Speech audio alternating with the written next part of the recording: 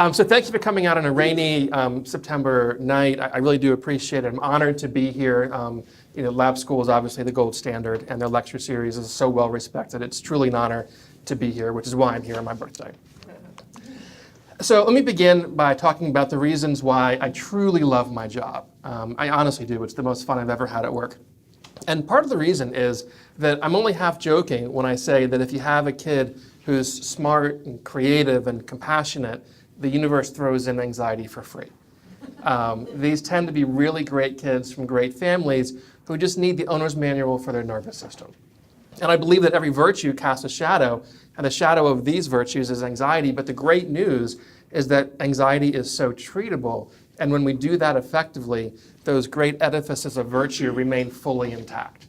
So these kids are often better off for having had it and gone through effective treatment and recovering from it than never having gone through it at all, because they've learned how to overrule fear as a decision-making tool. They base it on values and preferences and good judgment, not on things like comfort or familiarity. So this is why I love doing what I do, is they're just wonderful kids and they get better. And I'll be talking about why this is so important, and believe me, it is, and it's rising in importance. We call this the age of anxiety for a good reason. And I'll be talking about what the data tells us is really scary in terms of the increasing rates of this phenomenon in kids and adolescents and frankly in adults. But it is something that is almost always treatable and often in a relatively short duration of time. And that's the reason why I give so many of these talks in the community, is because we have these wonderfully effective treatments that are tragically underutilized. So I find it part of my mission to educate people about what exists out there that can reduce these kids' suffering, often very quickly. Okay. So I learned a lot from the kids that I work with, more than I ever could teach them. And this was the first sentence of a college essay for a kid that missed 3 years of high school because of anxiety. And he really captures the experience better than I could. And if you can't read it, he says that having an anxiety disorder is like being stuck in that moment when you lean too far back in your chair but have not yet fallen. And I think that really captures the experience of a lot of these kids in terms of that anxious arousal that really takes priority over all other body systems during that time when it's that high.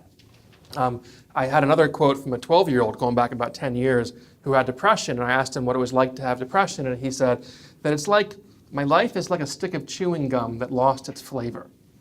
And I thought that captured depression better than any textbook that I've ever had. So again, I learned a lot from these kids and their families.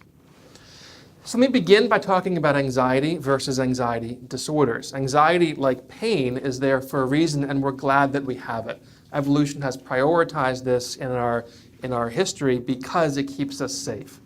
It prevents us from repeating mistakes. We learn quickly if we're scared, hurt, or sick while we're doing something. And it's a response to real danger. It's like the motion sensing alarm that goes off when it's supposed to and not when it's not supposed to. Okay? If something is scary enough, we only need one time to learn it. Those of you who've ever had food poisoning will know this. If you used to really enjoy something and you got food poisoning from it, you can never eat that thing ever again, because we are designed to learn quickly, again, from things that make us sick, hurt, or scared.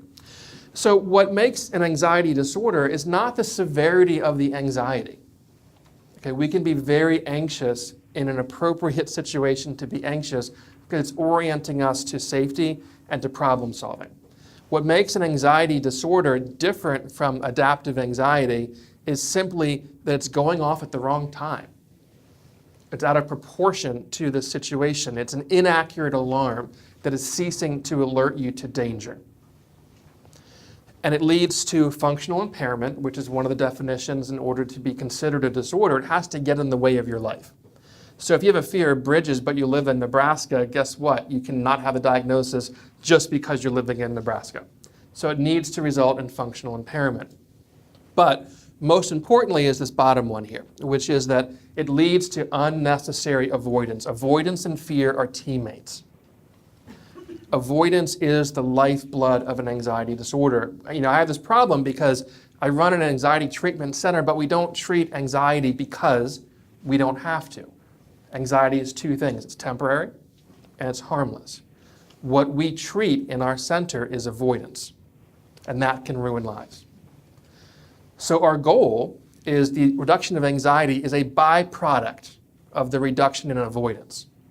And if we can effectively reduce the avoidance, we call it avoidant coping, the anxiety will die a natural death. It cannot survive in the absence of avoidance because it depends on that lack of corrective feedback that while their fear was real, the danger never was. So avoidance is the arch enemy of what it is that we do. It's the avoidance of anxiety by not doing situations or activities or those kinds of things that actually supports the structure of the anxiety disorder itself. Very counterintuitive, and loving parents get this wrong because they want their kids to not suffer, and so what they often will do is become complicit with the avoidant coping, which removes the very essence of what will reduce the anxiety over time. Again, incredibly counterintuitive. And we'll talk a lot more about that as we go along. So let me talk about the scary stuff, and I promise there is good news at the end of this. But I have to keep updating these slides because the news keeps getting worse, and I think it's actually a lot worse than this, especially in the DC area. You know, we call it the Montgomery County syndrome, but I'm guessing it travels very well down here, and it's in Northern Virginia as well. So of all the categories of mental health disorders, anxiety has by far the earliest age of onset, which means that if during your lifetime you're going to have at least one anxiety disorder, half of you will have it prior to your 11th birthday, 5th grade. We see kids who are toddlers sometimes in our center. We treat kids in preschool sometimes who are showing early signs of this. Right now, if you are between the ages of 13 and 18, 8% of those kids currently in this moment have met the criteria presently for at least one anxiety disorder. Almost 32% will, between the ages of 13 and 18, meet for at least one anxiety disorder. So, and the news is worse for girls, by the way, and I'll get to that in a minute, but we're looking at rates of almost 1 in 3 adolescents will have at least one anxiety disorder prior to their 18th birthday. Okay, profoundly high numbers, and this was done in the best data that we have. It's a national catchment data that is actually quite old at this point, but it is the best, most comprehensive list we have regarding the epidemiology of anxiety disorders. And I can tell you anecdotally, because I do this every single day, it's getting worse. Every day, we can't keep up with the calls. There's 8 of us. We often have a waiting list of over 100 people on the list. We can't hire our way out of it because it's like building a wider road and more traffic just comes. And so this is getting worse. About 8% will have a severe anxiety disorder. These are the kids I love working with, the kids who are really significantly impacted on a daily basis by their anxiety disorder. These are the kids who don't go to school or live a very, we call it cocoon life, where they're living in a very small space, sometimes literally. We had a kid spend 8 hours in the bathroom over the weekend. And because she had OCD and couldn't get out of the bathroom. But these are things that are really impacting many kids, often severely and beginning at an early age. The bad news is these tend to be chronic if not treated. They don't end when you turn 18. About 1 in 3 adults over the age of 18 will have an anxiety disorder during their lifetime. It translates in today's moment to 40 million American adults. So this is something that is profoundly important. The bottom line here, if you can read it, is the most scary, which is only 18% of these kids receive treatment. Because these kids are natural chameleons. With ADHD, 78% will receive treatment because they draw so much attention. These kids are really great at image management. They don't want to stand out, and they're really good at it. Okay? To compound that tragedy, of those 18%, only a smaller proportion of those, some estimates are only between 1/3 and 40%, receive evidence-based treatment that we know to be effective. And so if a kid is suffering and receives treatment, but it doesn't work because they weren't given a treatment that works, they don't know that. They think it's they who don't work, which creates this sense of learned helplessness and hopelessness that they can get better in the future. So one of the very first jobs we have with a kid is to instill hope in the child, the adolescent, and the family, that not only is this treatable, but they can themselves get better. Many of the kids have really abandoned hope during the course of their suffering. I mentioned the girls have it even worse. 38% of the teen girls, and again, this is going on 14 years old, this data, and I think that we all understand it's gotten worse since then, will have an anxiety disorder between the ages of 13 and 18. We know that eating disorders are very serious and they can be life-threatening and they get a lot of attention, as they should, but that's 3.8%. Anxiety disorders are literally 10 times more common. They're an order of magnitude higher in terms of how many of these girls are being affected by it. Now, the boys have a much lower number, but it's not low. It's 26% of the boys themselves will have an anxiety disorder.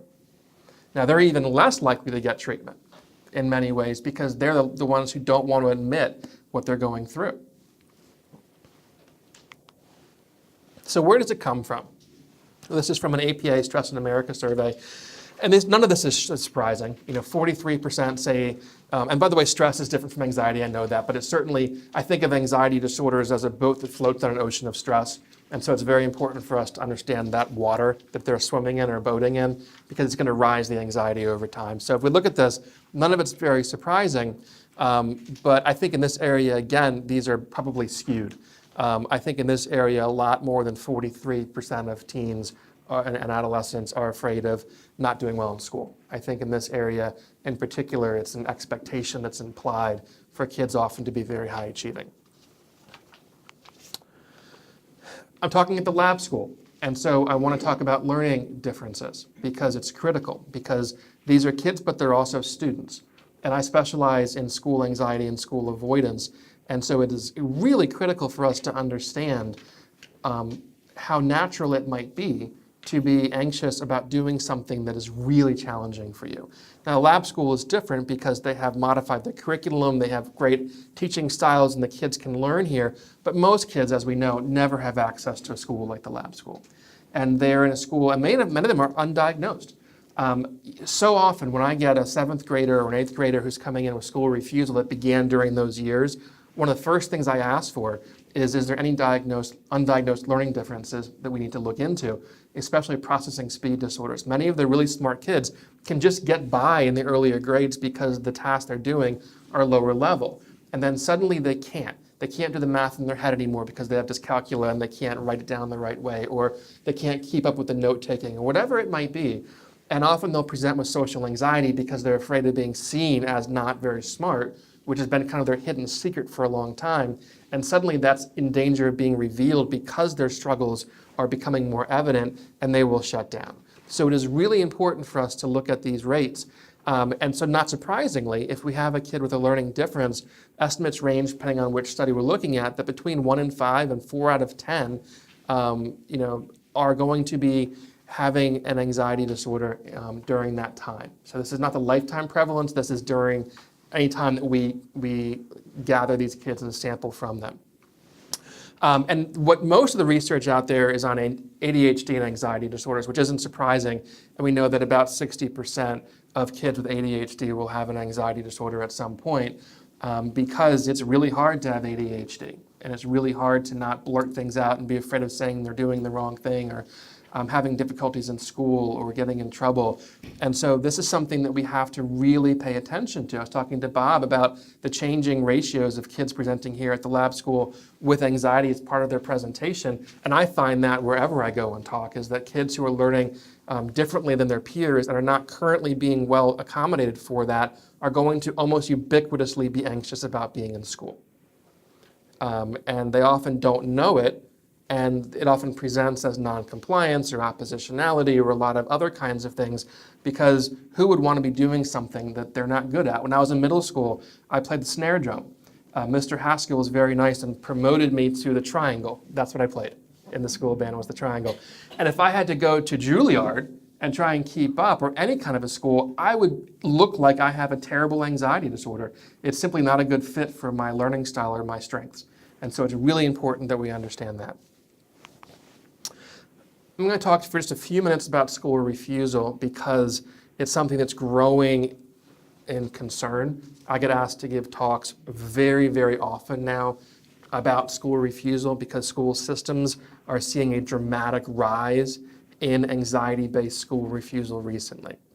Now, remember, we talked before about avoidance being the lifeblood of an anxiety disorder. So school refusal is simply basically the ultimate example of avoidant coping.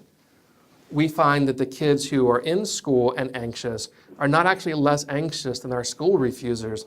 The school refusers have found ways to avoid as a means of coping with their anxiety. And that really, really causes problems in their lives, not surprisingly. So this is what the epidemiology says about school refusal. It's a huge range. Between 5 and 28% of kids will go through this. That's because it crosses so many different disciplines, with truancy in the legal journals to social work and education journals and psychology. So there's not one unified, well understood definition of school avoidance and school refusal, so the rates are very, very wide. The rates are higher in school districts that are urban. We know that about 1 in 50 kids will refuse school because of anxiety during any 3-month time period. So if you think about the high schools and how many kids go there, we're talking about a very large number here. And many of the schools, by the way, are unaware of what's going on because the kids will somaticize their anxiety. Either the parents don't know it's anxiety, or, unfortunately, they'll hide it from the schools because they're afraid of them being labeled or having problems. And so absenteeism, I believe, is much more related to anxiety than what the common thoughts are that exist. It's equally common in boys and girls, which is interesting given the higher rates of anxiety in the girls. The boys are just better at doing it. And that it does not seem to be related to social economic status, which is my experience as well. We see people with private jets, and we see people that are recent immigrants who have nothing with them. The data tells us there's 2 peaks of onset, which isn't surprising when we're thinking about, developmentally what's going on with going into first grade and then potentially going into middle school, depending on the district. But I can tell you from my experience, it's 7th grade. Is when a lot of these problems start to arise. And I always joke and I always say, there's a really good reason that there are never any middle school reunions. Like who among us says, oh, middle school, those are the best years of my life. They're really hard for a lot of reasons for a lot of people. And so it makes sense that that's a time when a lot of these kids are beginning to avoid school because of the myriad of situations that can trigger the anxiety during those years. We often see a more acute onset for the younger kids. These are things that just kind of start with a clear antecedent to it, whether it's a death of an animal in their family, someone is sick, they themselves were sick and missed some period of school, bad weather, those kinds of things. And for the older kids, we often see a history where, they missed 16 days this year and 29 the next year and 41 the next year, and it just gathers to a tipping point where if you're missing more than 1 day a week, I don't care how smart you are, you can't keep up with the work.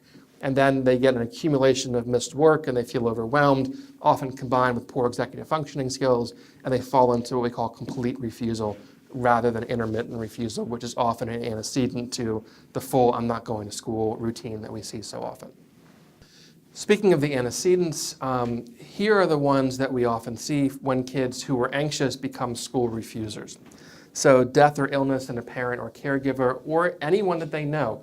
I've had several kids following the death of a grandparent or an animal in their house. Those things can very commonly precede a refusal event.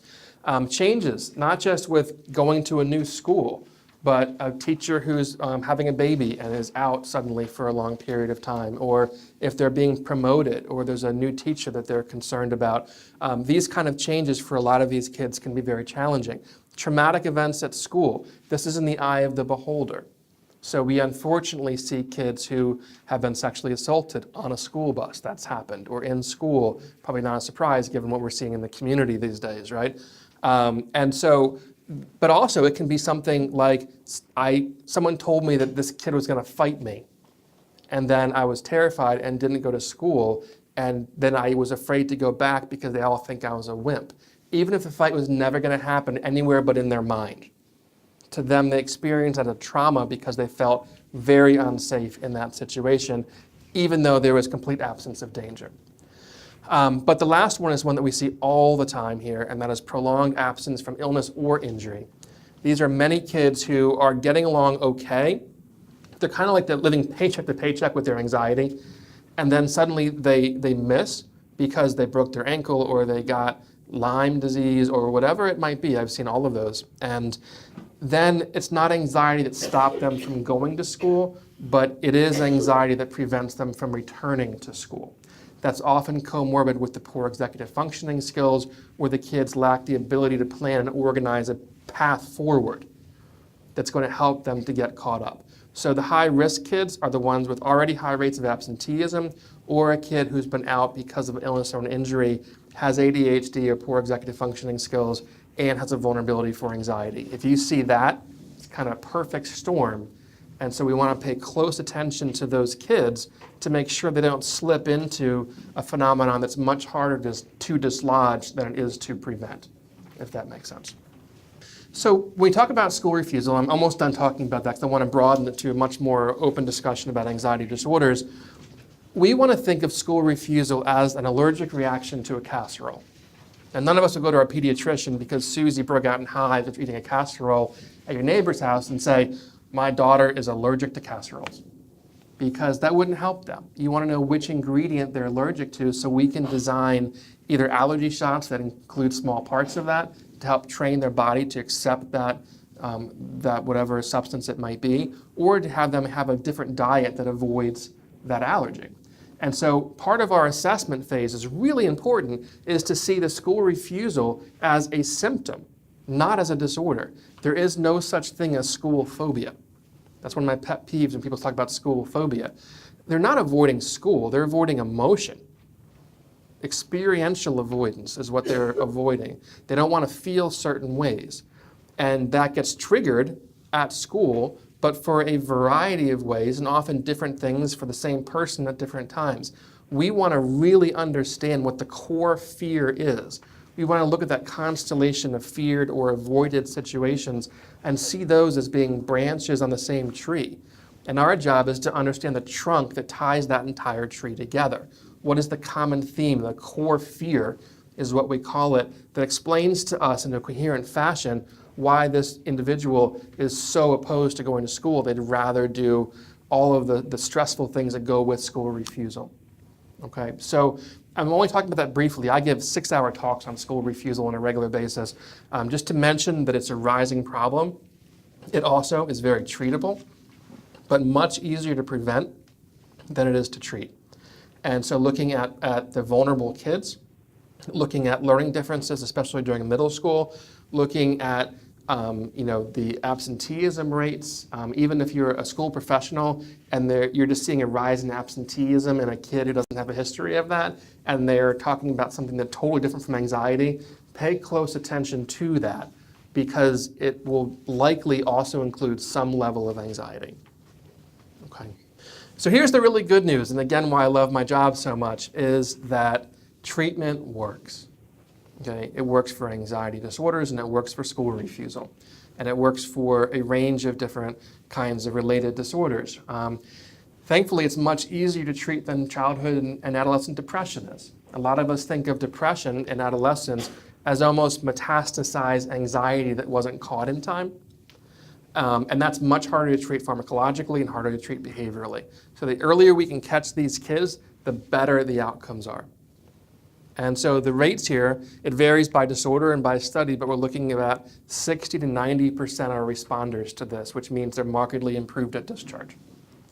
So again, we have these very effective treatments that too few of us are trained in and too few of us receive as services when we need them, which is why I give so many of these talks and why I care so much about the community outreach. Again, about 1 in 5 kids will receive any care, and a fraction of those will receive care that actually is effective in the long term.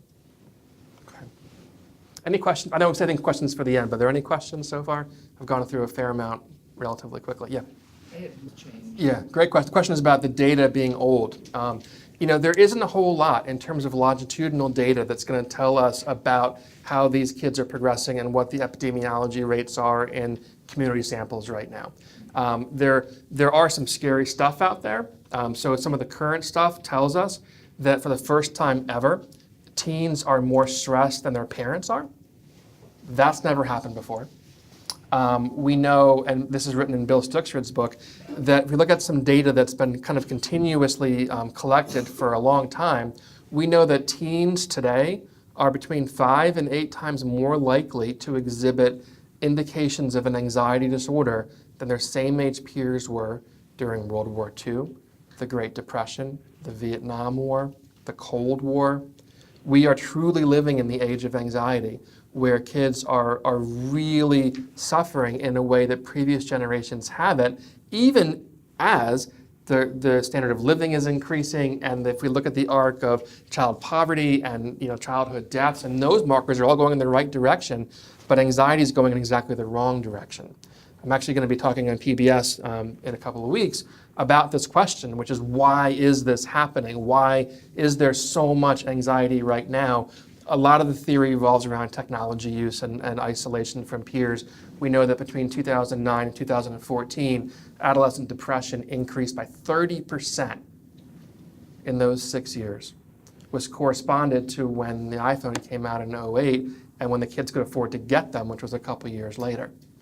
And so, yeah, I'm waiting for the new data to come out, but I'm telling you it's going to be scary. Because I talk to student bodies all the time. I will ask them, if you're above a 7 out of 10, please stand up in terms of anxiety. I talked to one student body, I won't name the school, the entire student body stood up. The entire student body stood up. So this is something. And the other study that was done by the APA, I should mention as well, they include, now this is 2009, so this is right in the middle of the collapse of the economy. So I don't know how well it translates into 2018, but they asked parents, and they included adolescents for the first time, about their level of stress and anxiety. That's that slide where it showed where the stress comes from. But the biggest interesting part of that study was they asked the parents, how stressed do you think your kids are? And they aggregated the data, and they found that parents were wrong by half.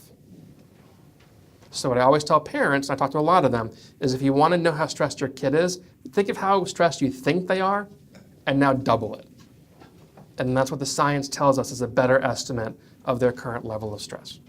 Okay? It's profoundly affecting many, many kids, and Lord knows what's going to happen as they grow through life with this being their foundation of experience in the world. Okay? Let's talk about what we do about it. Okay? We want to teach them that this isn't always a bad thing, that anxiety means you're caring about the world, you're caring about yourself, you're caring about the future. If you didn't care about any of those things, then you wouldn't have anxiety. So it's a sign of what's right as much as it is what's wrong.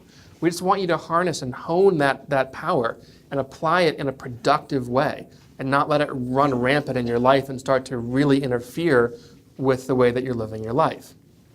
So I mentioned avoidance and fear, right? This is part of what we do is that we do a lot of psychoeducation for kids and their families, and we always start with the role of avoidance because it is so central to this. And so I'll go through a lot of the ways that we help kids and some take-home messages. I want this to be very practical for you guys. I don't want to scare you. I want to talk about what do we do about it, okay? And so number one is to kind of show them the other team's playbook, that you're going to have urges to avoid as a means of coping. It is a trap. Do not fall for it. And so if you steal the other team's playbook, you know their trick play and what it's called, and they call it, well, guess what? You're ready for it. And the same thing is true once we teach the kids how their nervous system operates, is when they feel that urge to avoid, they can be that informed observer now. They can better understand and contextualize what's going on, and equally importantly, what's not going on in that moment. So let's go through that. Okay?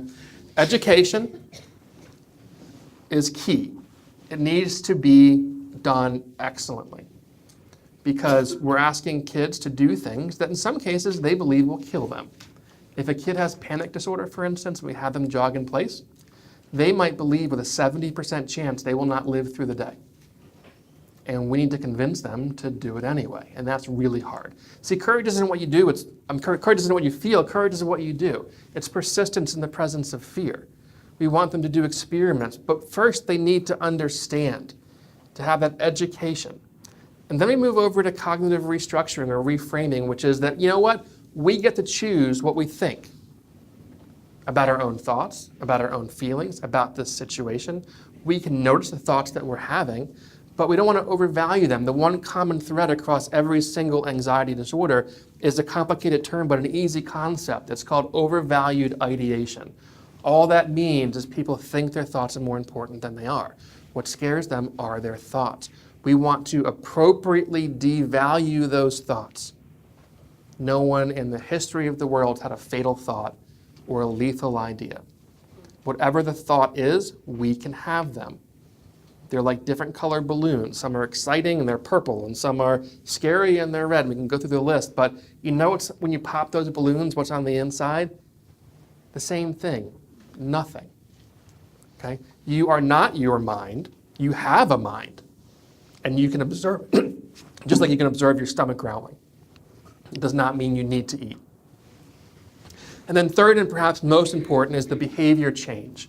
Exposure therapy. If you want to find someone who's going to treat your kid or your person you love effectively, ask them how often do they use exposure therapy. Any expert in the country who's doing research-based interventions will have a heavy emphasis on exposure therapy on a daily basis, which means going on offense against the fear. It means leaning into it.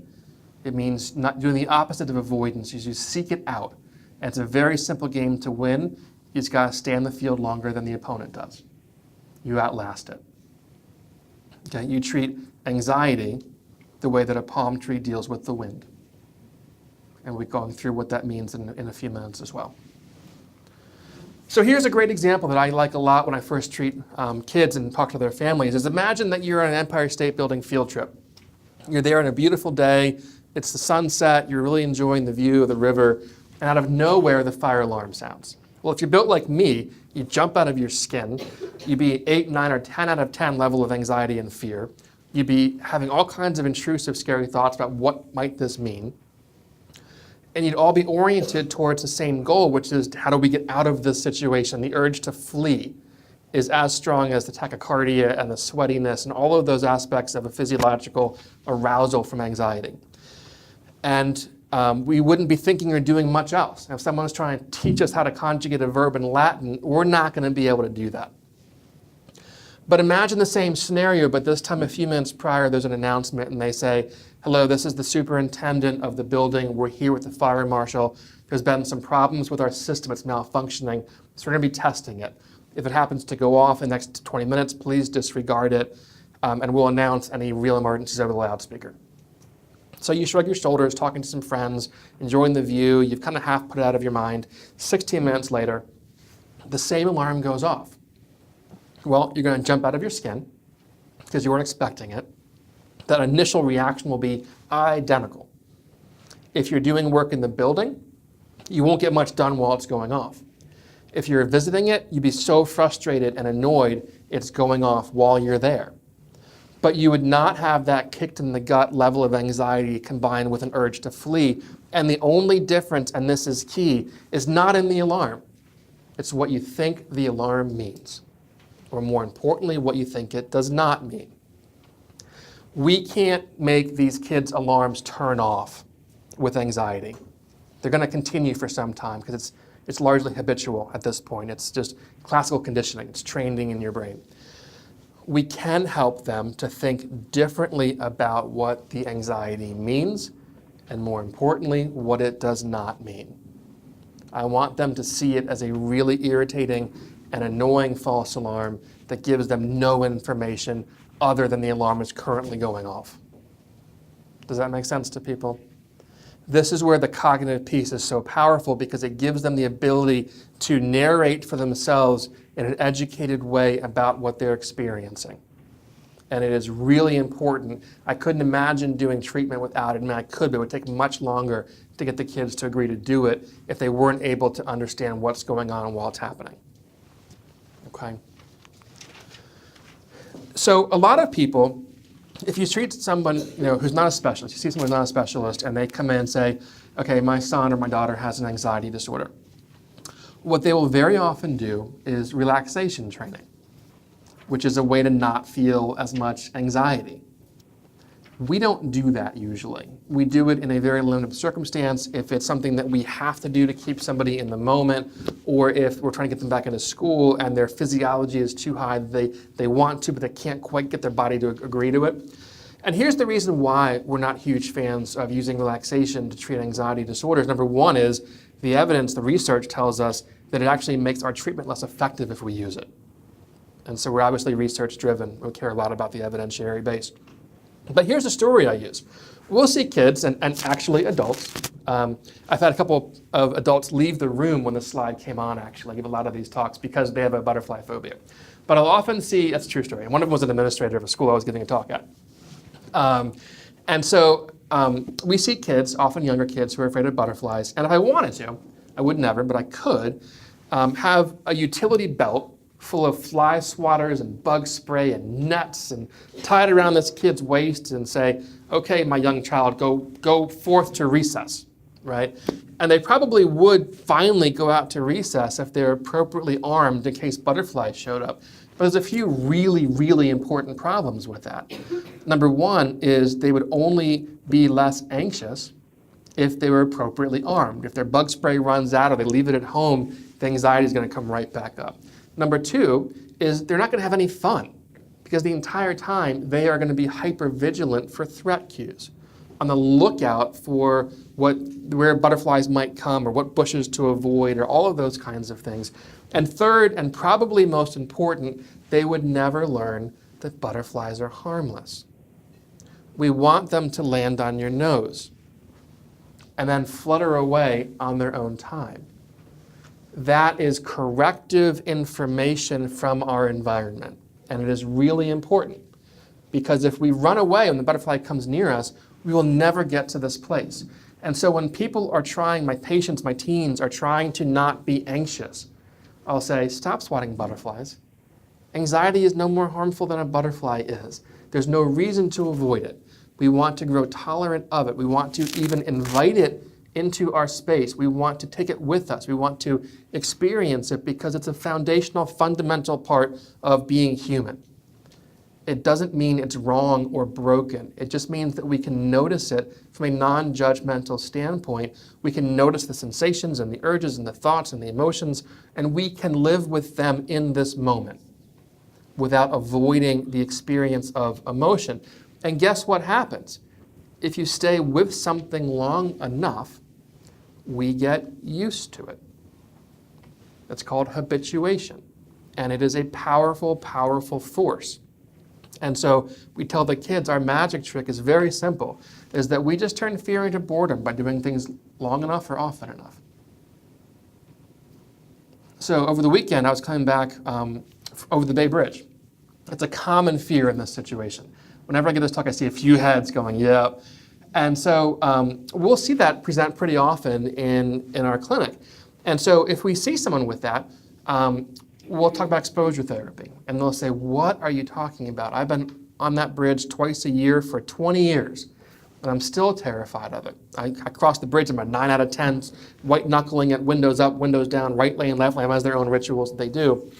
And then you cross over that solid ground and you have that giant exhale. And you start getting rid of the sweat that you've had. And then you begin to worry about the trip back home, right? That's what everyone does. And so what we would do in that situation is something that would terrify people, but it works, is that when we cross over that bridge, we don't go to Ocean City or Bethany, we make a U-turn. And we go back over that bridge. And we do it for an hour or hour and a half. And I see some faces looking at me with horror.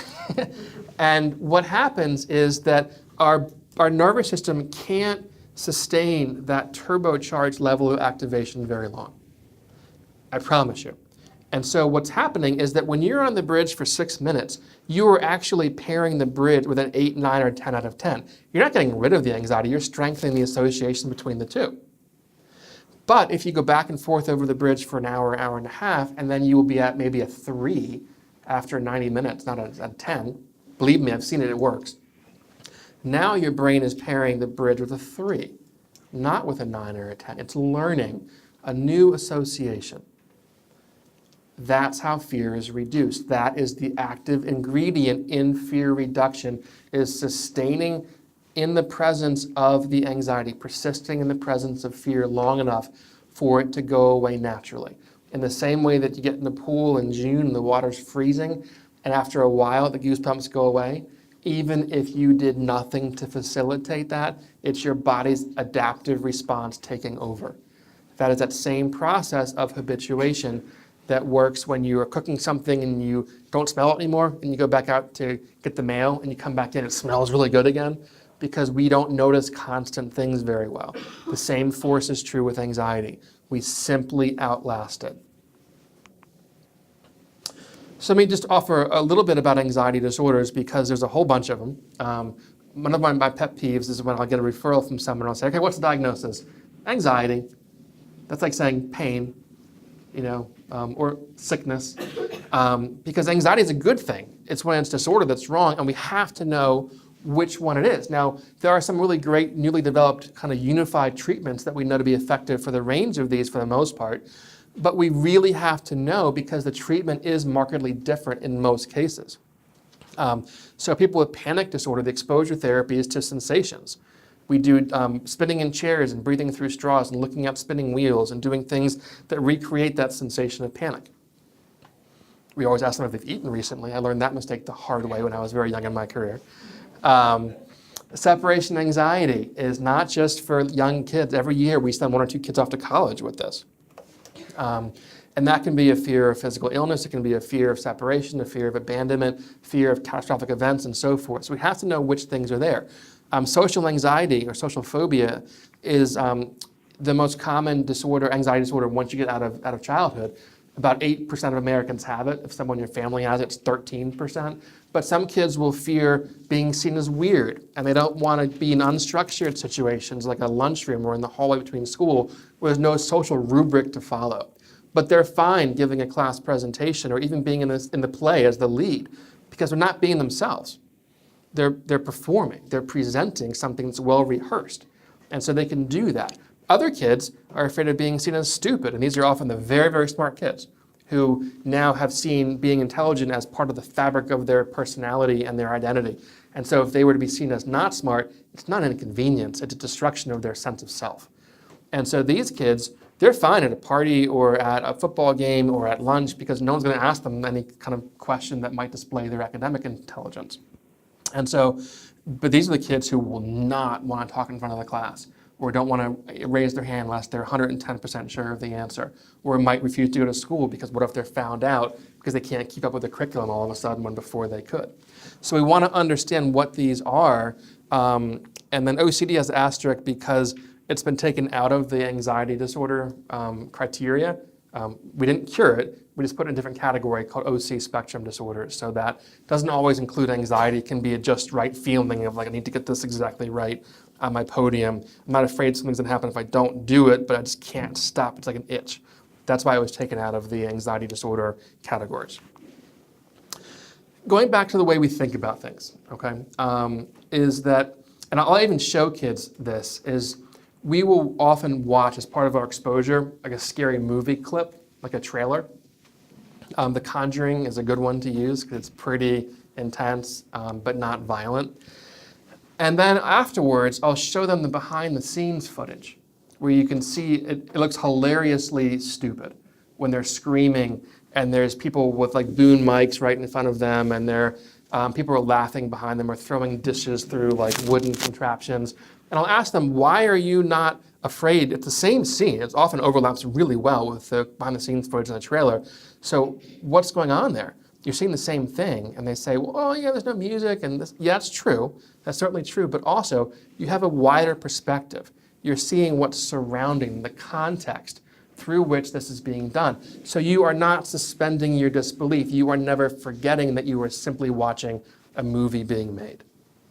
We want you to think of your own thought the same way. We want you to have the behind the scenes footage of your own scary thoughts, because just like our brains can be fooled by watching a scary movie, we almost forget what we're doing, the same is true for thoughts. It is so hard to remember that we're only having scary thoughts sometimes because it seems so much more than that. Let me just take a second, this slide's probably out of order, but about why it affects the learning process, because we're at lab school. I think this is supposed to go earlier, I'm sorry about that.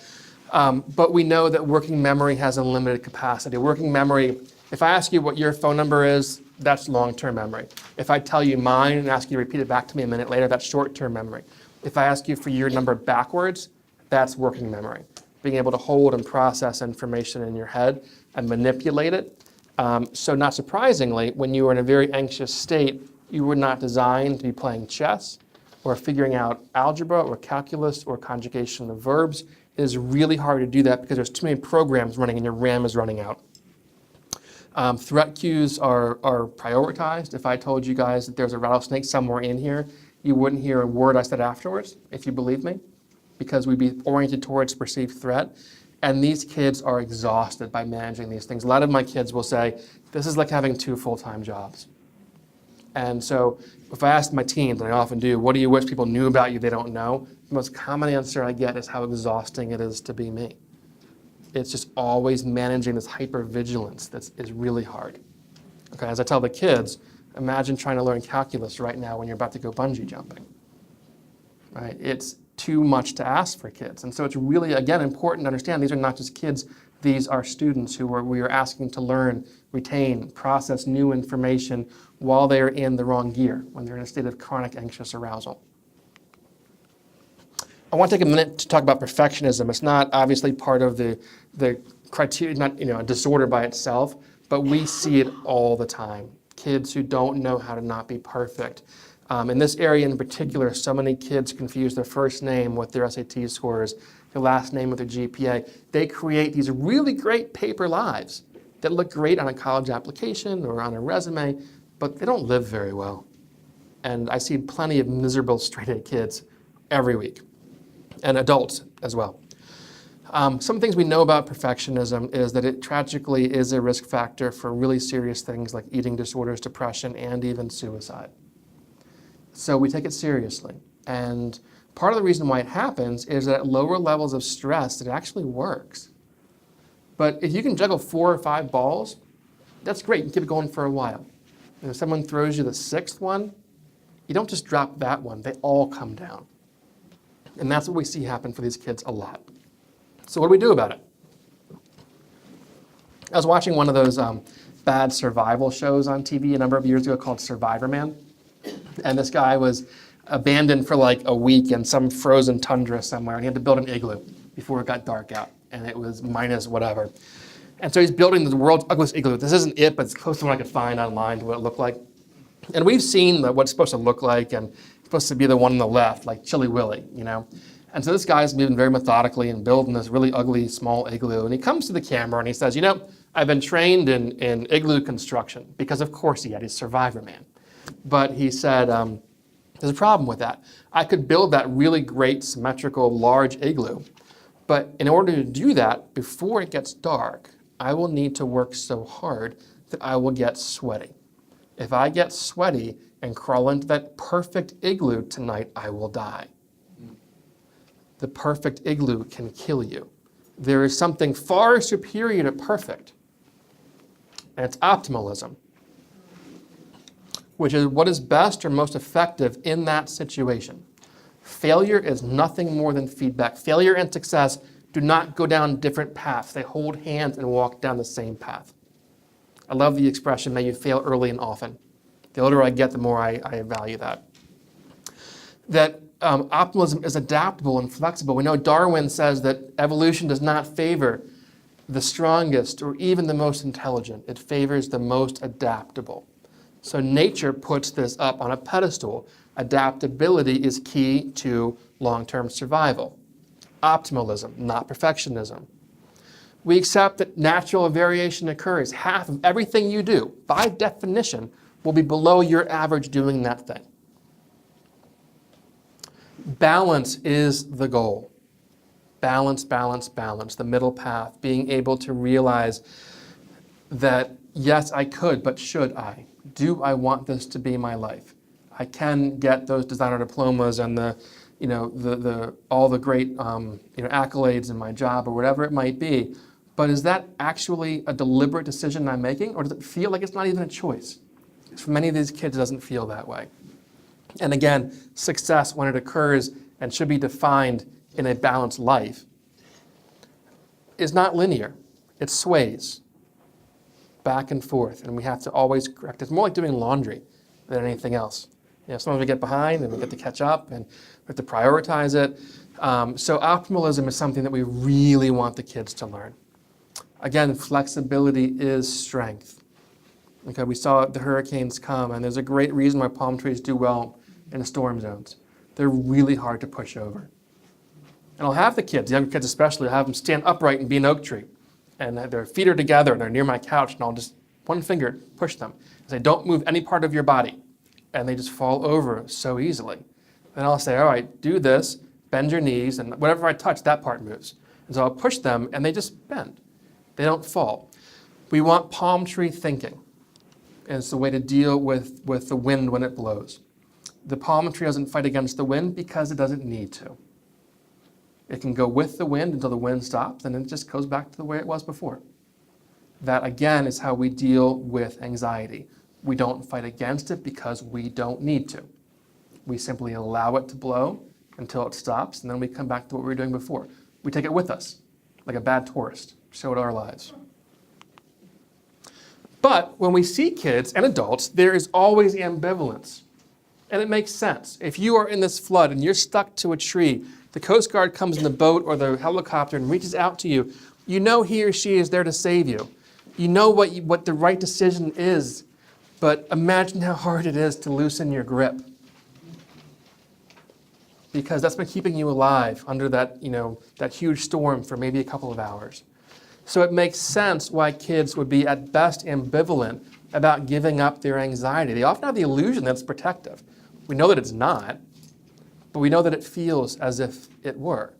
And so we want the kids to learn, understand, but also to be courageous in the presence of fear, to persist in the presence of fear. Again, courage is not what you feel. It is what you do. Courage requires the presence of fear, or wouldn't be courage. When you are anxious, it is simply another chance to practice being courageous and facing your fears. And it is really hard to loosen your grip for all of these kids. Accommodating versus enabling, the hardest tightrope walk to make. I'm going to go over by a few minutes, but I'll save plenty of time for questions at the end. Because this is actually from, what's his name, Walenda brother guy or something, when he walked across the Grand Canyon. Talk about anxiety, that would be kind of hard. But so we don't want a kid to be enabled to avoid, because that's feeding the thing that we don't want to have. But we also know that anxiety is real, and we want them to be appropriately accommodated in an environment that's going to help them to learn.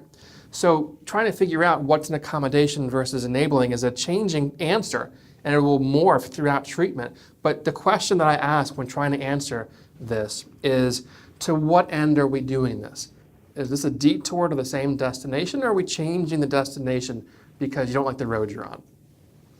And so if someone's a fear of public speaking, fine. In the beginning, we're going to do videotape speeches. And then we're going to have it be in front of one kid in your class. And that's going to be with the teacher there. And then it's going to be two kids. And then we climb the ladder until they can give the presentation in front of the class. We don't have a kid just randomly go off and do that if they're terrified of it, because kids can become dangerous in those situations. And it would just be too traumatic, and they wouldn't be able to harness the power of what we were doing in that place. But we don't just say, okay, we're never going to ask you to give a talk ever again. I was just asked to give an interview for a magazine where they're interviewing kids, and this isn't going to make you laugh, and they wanted me to respond to it, is that kids felt like asking students to give class presentations was discriminatory against those with speaking fears. And they felt like it wasn't right, and they shouldn't be asked to give class presentations because it makes them uncomfortable. And what do I think about that? And I said, well, if I was 15, I'd probably think the same way. But I'm not, tragically, anymore. And so we don't. And so that's where the accommodation versus enabling happens. Parenting is critical. When we do work with kids, we do lots of parent training, because the more compassionate the parent is, the more vulnerable he or she is to get it wrong and to attend to the anxiety-based behavior. So I have a few things, then we'll show a video that answer questions. Many parents, Wendy Silverman's a great psychologist, and she coined the term protection trap, where parents get caught up in this trap. It's the parents, not the kids, where they want them to not feel often what they felt. Nothing hurts more than seeing your kids suffer. You're so motivated to get rid of their suffering when they have, at least any good parent I've ever met is. And so when the good parents are motivated to help reduce child's distress, they become complicit with the avoidance. Oh, no, you don't have to go to baseball practice. You are having a hard enough day right now. I know it's so hard because you guys lost on the weekend. And that begins down a path of avoidant coping that we see often escalate over periods of time. A lot of education for parents. But there's 3 ways that we reduce behavior, including anxiety. One is we could punish it. We don't for anxiety. We limit that to like destructive behaviors when you're anxious or things that are just dangerous. I have a kid who sleeps on the roof sometimes. And no, we're not doing that. Extinction, which means that we stop paying off for the anxiety. We try and figure out what are they hoping to get out of this anxiety behavior in that moment, and how do we not have it pay off anymore. And the third and most important one is how do we catch them coping effectively and reinforce that at a high rate. It's called reinforcement of positive opposites. Okay? I don't have time to go into it in great detail, but it's a very powerful modality. It's well researched, but highly counterintuitive. And the video will show it very nicely, which is why I'm not going to spend a lot of time talking about it. But the first thing is I want parents to, in their mind, keep their kid separate from the anxiety disorder that they're currently experiencing. The anxiety is going to be demanding attention, escape from things, and the anxiety itself reminds me of a dog. I have 2 dogs at home, a Newfoundland and a Golden, and they always beg. And I have to say, occasionally it's tempting. Breathing on me, it's panting. Okay, fine.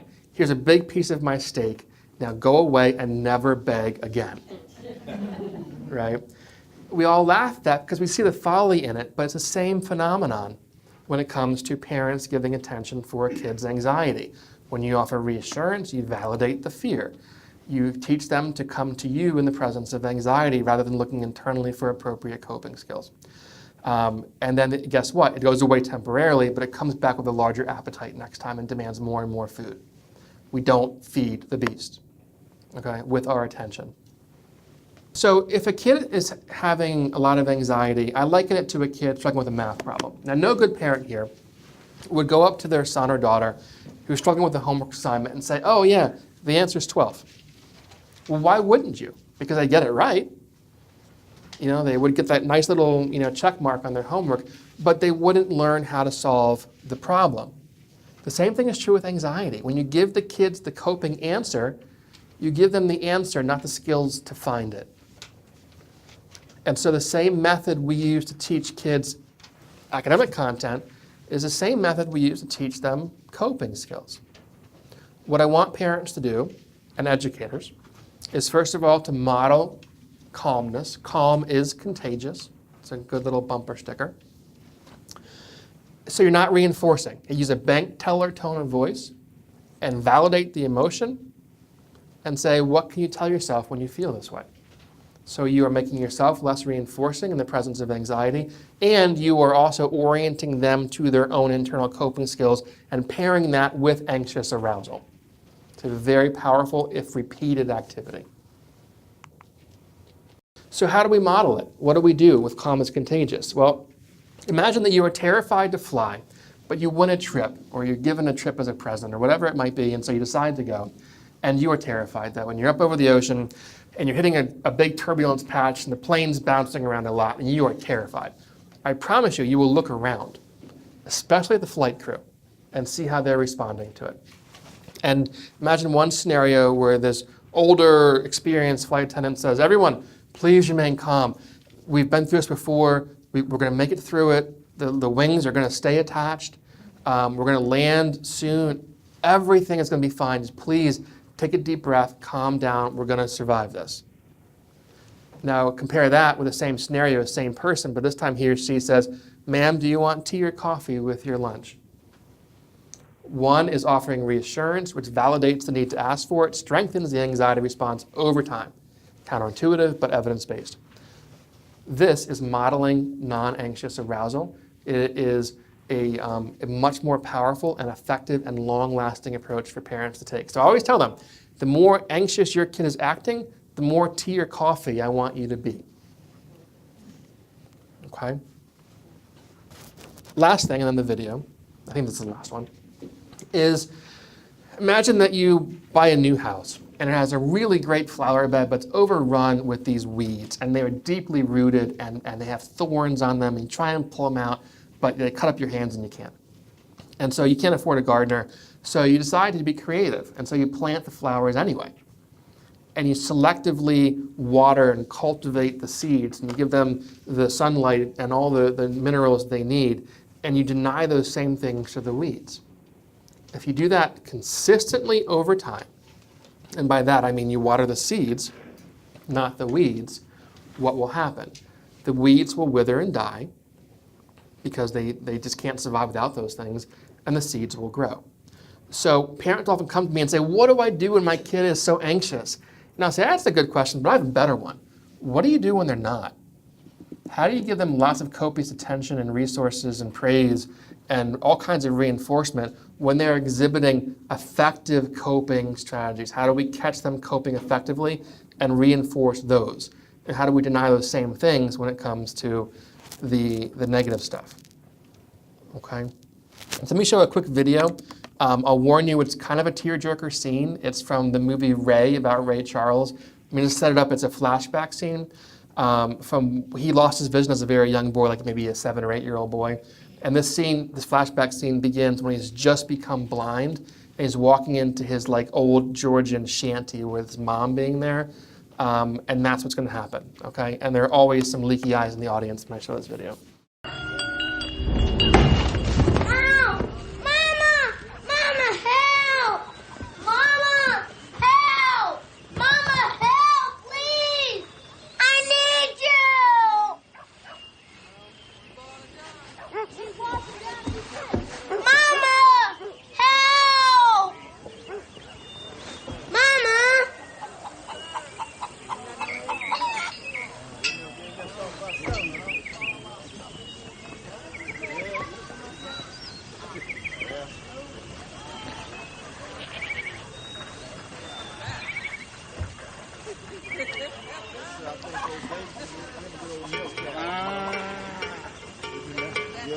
That's good now.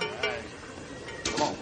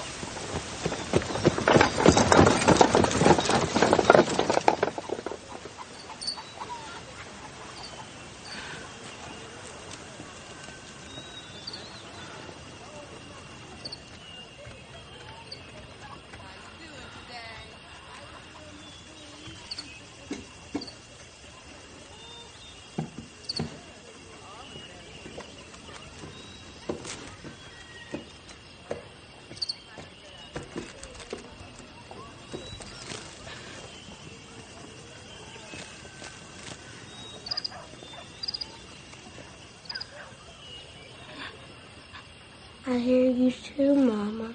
You're right there.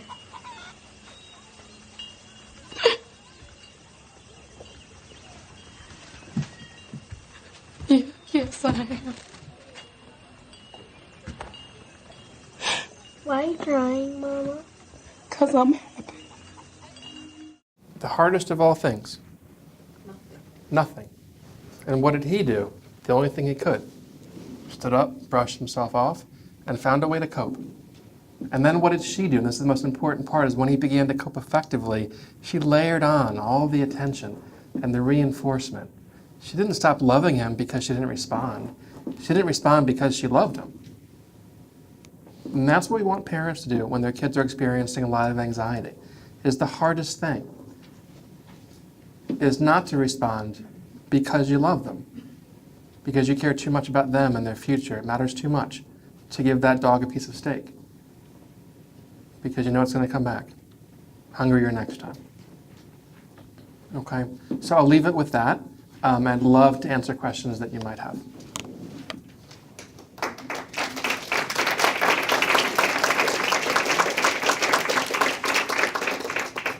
The question is about selective mutism, or SM. And we do see a lot of it. In fact, we're beginning a camp this summer for SM kids in Rockville. One of our great psychologists, Lindsay Sharfstein, specializes in SM, and she sees this all the time. She went to a conference in Chicago just a week and a half ago about SM. It's oftentimes seeing in younger kids, although right now I have a 16-year-old with it in my group. He's 70% better at this point. He's working his butt off to make it happen. So it is a very treatable condition that involves very specialized care. And parent. Sure, SM is, I should say that, it's when kids do not talk in certain situations, often to the surprise of parents. They'll often hear that in preschool or early years at the conference. The teacher will say, does Johnny talk? And they'll say, he never shuts up. What are you talking about? And then they find out that this kid is not talking at school ever. And they'll often have other kids doing it for them, or they use hand signals or a variety of things. There's lots of tricks to it. One of the easy tricks is, instead of saying an open-ended question like, so what do you want for breakfast, or what do you want for lunch if they're there at school, you would say, do you want the cheeseburger, the hot dog, or something else? So you're giving them a forced choice question. But there's very, very good treatments available for SM, and it's actually really fun to treat. We have so much fun. And when Dr. Sharfstein is working next to me, honestly, she does an SM group, and I have to open the door and I'm like, shh, because they get so loud. I'm like, you're disturbing us, quiet down. That's a true story, because they get so loud. Once they can talk, they go right at it. And it's really fun to see it happen. Is phobia of sickness or hypochondriasis, is that common in kids? Yes, although a fear of physical illness is one of the 4 pillars of separation anxiety disorder. One of the ways that manifests the fear of illness most commonly is a condition called emetophobia, which is a fear of vomiting, which we see a lot. We use exposure therapy, so that's entertaining. No joke, we have fake vomit. We have recipes that involve Parmesan cheese. We have like the gag vomit, like plastic thing we play Frisbee with. YouTube is a gift from God. How many adolescent boys film themselves throwing up? There's a thing called the Ipecac Challenge. I'm not making it up. So yeah, we often begin with kittens gagging up fur balls. Everyone, oh, it's so cute. And then we work our way up to the not so cute things with it. But yeah, it's very common, and it can be really impairing. And there's I'm not gonna get into the details, but there's somatoform disorder. There's other kinds of overlapping conditions, which might be the hypochondriasis you're talking about, or it might be I'm feeling this thing, and I'm believing it to be something serious. I'm afraid I might get sick, but I know I am dying right now because I found this, what turned out to be a very benign thing. Yep. Great question. The question, I'm repeating them for the videotape. The question is, how much should the whole family be involved in this process of helping someone overcome their fear? The more the better. We do it in a group at our work sometimes. So we do exposure with a cheering section, is what we call it, where the kids are facing their fears and then getting praise and positive feedback and high fives from whatever it might be. And then the reality is we all have fears. And so sometimes siblings will get mad and say, you're getting these prizes for just going to school? I go to school every day and I don't get prizes for it. Well, no, they're not getting a prize for going to school. They're getting a prize for facing their fear and outlasting it. And that can be used regardless of what your fear is. Everybody has one. And so if we can model that fear and cope out loud in front of our kids, that's a great way to help them as, okay, you know what? I'm afraid of this. And so you face your fear and I'm going to face mine. And you can watch me as I'm doing it. The question is, how about when a kid doesn't admit to having anxiety and states it more as a preference rather than a need to not go to school or to avoid something else in that way? At some point when I have time, write my book. It's going to be called, I Don't Know Why I Just Can't Go, because kids are often the last ones to know why they can't go. Younger kids don't have words. They'll say, my stomach hurts, my head hurts. And they're not lying, it does. They just don't have the insight to understand what's causing it as anxious arousal. That's secondary to intrusive thoughts they might be having at that point, 'cause they don't notice it. And some kids actually do have more of a preference-based avoidance. I see a lot of really smart kids who say, high school is so insipid. And they just don't want to do it because it's a bunch of hoops to jump through. It is so ridiculous what we have to do. And they just feel like it's not a good fit for them. And it's more like me and lima beans. I'm not afraid to eat them, but I'd really rather not. And so we do a show me you can. It's called a behavioral avoidance task. Okay, you say you can do it, you just rather not do it. Let's do it. And let's just kind of see how it goes. And I have a lot of kids with the BAT, the behavioral avoidance task, kind of, because avoidance is the purest measure of anxiety, they show their hand. They'll say they can do it until time comes. It's, no, I'm not going to do it. Well, you just have a preference. Come on, I'll give you this McFlurry, and I'll give you this nice thing as a reward. It's worth it, right, if you don't want to do it. And then they realize it's masquerading as preference, but it's actually a search for comfort. And I'm avoiding so early in the escalation phase of the anxiety that I never come in contact with it to understand it is anxiety. It's a great question about sleep and sleep disorders and how that affects school attendance and anxiety. And you said that some kids, they're not anxious. They say they're not anxious, they're just not sleeping. And sometimes, I'll tell you some stories. So I have to learn a lot about sleep disorders. I know Daniel Lewin's coming in a few months. He's outstanding, by the way. Come to his lecture on sleep disorders. But there are things like delayed sleep phase syndrome, where kids just can't fall asleep, their rhythms are off. And they'd rather be up, but they can't. And they're anxious now because they're missing school. They're not missing school because they're anxious. Now, compare that with kids and adults who have this nifty trick where they are terrified to lay in bed and have that rumination of all of these scary thoughts go on. And so they have this strategy that they think is brilliant and well thought out. They're going to stay up until they are so utterly exhausted that they will fall asleep within 30 seconds when their head hits the pillow. And they're staying up till 5, 6, 7 in the morning. They're watching the sun come up sometimes. And that's avoidant coping. That's trying to avoid anxiety by not going to bed. And there are other kids who lay in bed but cycle through, like what you were saying, all the what ifs, all the things. They fall asleep. It's called middle insomnia, and they wake up because they turned over. Then a thought rushed in about their SATs next week, and if they don't do well, they'll never go to Stanford or whatever it might be. So there is a tremendous overlap there, and the arrows go in both directions because lack of sleep exacerbates every psychiatric illness we have ever investigated. And so if you're very tired, you're going to be more anxious, and you're going to be less able to do your work, which means you get further behind. You'll be less efficient, which means you'll be more frustrated. So the arrows go in all directions. So sleep hygiene is very important. And when there is a kid who's not currently in school because of school refusal, they're almost always nocturnal. And I think one of the reasons for that is it's better to be awake when there's nowhere else they're supposed to be. If they're up at 9 in the morning and everyone else they know is at school, it's going to be right there in their face that they are out of rhythm with everybody else. But if they're up at 4 in the morning, no one else is anywhere doing anything. So I think it's another manner of avoiding anxiety but not confronting the reality that they're currently living in. The question is about separation anxiety and how we deal with that with exposure therapy. Eventually, yeah. So it's the most common anxiety disorder of childhood. The great news, it has a 96% success rate for treatment. It's the easiest and most fun to treat. We investigate, is it the fear of physical illness? Is it the worry about, being kidnapped or burglars coming in? Is it a fear about being abandoned by their parents, something happening to them? Is it a fear of being alone? These are kids who won't sleep in their own bed at night, but will sleep in the house, but won't go to sleepovers or anything like that.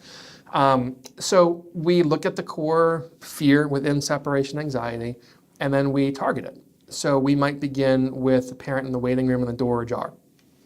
And we climb the ladder. And so then from there, it might be door closed for 30 seconds, then for 1 minute. We have a lot of homework we do for this. My favorite one for separation anxiety is kind of backdoor therapy. So everyone has Monopoly in their house. Okay, get the Monopoly bills out, hide them in the basement, and each denomination is worth something in terms of the reward system. But the 500s are really hard to find, and the ones are easier to find. So make it fun. We turn off the lights in the basement, give you a flashlight, and you get to go spend as long as you want down there. And the more you find, the bigger prize you're going to get. And so it's a mission. It's a fun thing for them to do because they're looking for something, but the entire time they're actually doing an exposure by being separated from their parents in that situation. So we do practice bedtimes in our office. We tuck the kids in, leave the room. I have Halloween sounds. I have a Bluetooth speaker, and I'll play Halloween sounds with me out of the room, and having them have to use coping skills in a dark room with Halloween sounds playing. And I'll come back in. Did you do it? Oh my God, give me a high five. That was so amazing. That was the scariest one I could find. How did you do that? And the kids have a big grin on their face, like, it wasn't hard at all. That was really easy. And so, like any skill, the way you get better at it is you practice it. Fundamentally, and that's my favorite one. It's so much fun to work with that. Yeah. Can fear of illness be always separation, or can it be OCD? It can be OCD if it's a fear of contamination. The fear of vomiting, this is fun to talk about. The fear of vomiting or being vomited on, which is surprisingly common in kids, is emetophobia, which is a specific phobia situation or health type. I still remember when Carla Cole puked on me in second grade. Like, that's something you don't forget. You know, and so when kids see it, here's a story. I was doing an exposure with someone with separation and emetophobia. She was a teenager, and we were doing a walk around the block by herself in Rockville and by Town Center. This is no joke. And we're saying, I'm like, here, I'm going to stay here by Starbucks. You do one full lap. I want to see you in 4 minutes. That's your exposure for right now. We leave the office a lot for exposure. And then just then, this random woman next to us threw up on the sidewalk a foot from her. And she looked at me like I had planned it. I said, I'm not that good, first of all. And second of all, don't move 100 points if you stay here for 30 seconds without fleeing. And she did it, and we harnessed it, and actually worked out really well. Totally unintentional, I promise. But it was like, who does that happen to? Like, how does that happen? But yeah. You're right. The question is, how do we deal with these kids' grandparents and their generation who don't fully understand anxiety because it's not familiar to them in that same way? Well, first of all, they didn't have the same level in their generation. They were 5 to 8 times less likely to have these things, so it is very foreign to them. Same thing with trans teenagers. Their grandparents just don't get it. Like, I don't understand this at all. So part of it is that education, but compassion. Is that you might not understand it, but know that they're suffering and they're working really hard to overcome it. The great news is that it can be overcome with focused and sustained effort, and the more you can play a role in that, the less they will suffer. And here are the reasons why we do it in this way, and educate them about what they can do. And then people want to help. That's my experience, is people, once they know how to help, want to help, even if they're older and less familiar with it in that way. Yeah, so the question is about maintaining safety of a kid who might cut or injure after they leave the room in a classroom. Safety trumps everything that we do. I have had kids do all kinds of things with no intention of harming themselves, but presenting a very dangerous situation to demonstrate, you better not make me go, you better not make me do this. So when we are dealing with a self-injurious kid, we recommend what's called dialectical behavior therapy, or DBT for short. It's a very evidence-based, very commonly found in this area in particular intervention. There's a consortium in this area. There's 3 or 4 group practices that do very good DBT compliant work. And it's basically building skills to help with severe emotional dysregulation, grounding exercises, things like that. So we would not do exposure therapy with a currently at-risk kid until they're armed with the skills to regulate themselves downward to a place where they are safe. So if someone is self-injuring, everything is put on hold, and we refer out to get the right set of skills that will give them the ability to regulate, and then we do this. I'm working with a kid where they're concurrently seeing me for exposure and one of those practices for DBT skills. So we do that sometimes in tandem, but I will not do the exposure until the kids have the internal ability to not use injury as a way of coping. And as a teacher in the classroom, you can't have a kid self-injuring in school. That's just not safe. So in those situations, making sure that they are in effective treatment, that they're utilizing appropriately. And we are not big fans of using homebound or home and hospital or interim instructional services, or whatever you call it in a certain place. But if a kid is not safe in the school building, that becomes a viable option, because we want to maintain safety above all else. The kids matter too much. Yeah. Self-talk. The question is about what coping skills they can use. Let me see if I have a slide in here. Coping cards. I didn't get to it, but thank you for asking. Using words to talk to yourself like your own best friend. If you see here and you have the handout, what these all have in common here is they're not reassurances. They're not reasons why you shouldn't be afraid. They're reasons why it's okay to be afraid and do something. Our language is that we want to be anxious and. We want to be anxious while we're doing things, not I can't because I'm anxious. Okay? We can do both. We can take the anxiety with us and show it around. And so these are all ways to convince yourself to do something while you're anxious. Like the first time we're on the high dive and our toes curl over the board, we don't want to do that walk of shame downward the stairs. And so you want to jump off, but how do you convince yourself to do it? These. Okay, so this is a great way, and when I said before, parents can say to their kids, what are you thinking right now? We give them the answers ahead of time, and they rehearse them. And these are only examples, there's an infinite number of these. One I like a lot is, in this moment I'm having a scary thought about. It's a way to reference the current moment and to remember that that's the sum total of what's happening in this moment is that we are having a scary thought. We can do grounding exercises, which are ways to stay present focused, like what are 5 things that you can see, 4 things you can hear, 3 things you can touch, 2 things you can smell, 1 thing you can taste, looking for current sensory input because it's helping us get out of our brain into the world. That can be useful sometimes. But really it's about just how do you keep yourself with it until it falls down naturally. And that's where this training, education, and rehearsal comes into play. Great question. Is there recidivism in school refusal? Yes, there is. We use a comprehensive system that has 4 parts to it. The kids have taught us what they need, so we've added them in until it worked, which is individual CBT that includes exposure therapy, not to school, but to the underlying core fear. We do a group for kids who are currently not able to attend school, which is our magic, because the kids feel isolated and alone, and suddenly they're in a room full of kids they can intuitively understand and be understood by. And instead of saying, this is what you should do, you have a kid who's been there and says, well, this is what I did when I was where you are now.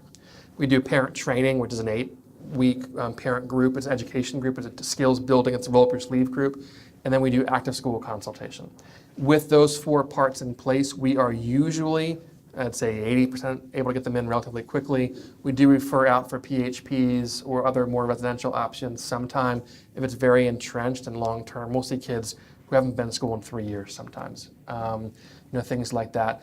And we do relapse prevention, which is very important for those kids, but we have to have them keep up and continue on offense against the anxiety. The more they do that, it's easy to lose the weight, hard to keep it off. Same thing is true with this, is that we want the kids to continue to not take it for granted and to keep seeking out ways to be anxious intentionally so you can keep those skills active. Okay, with that, I think we're 2 minutes after 9, so thank you guys so much for coming out tonight. I do appreciate it.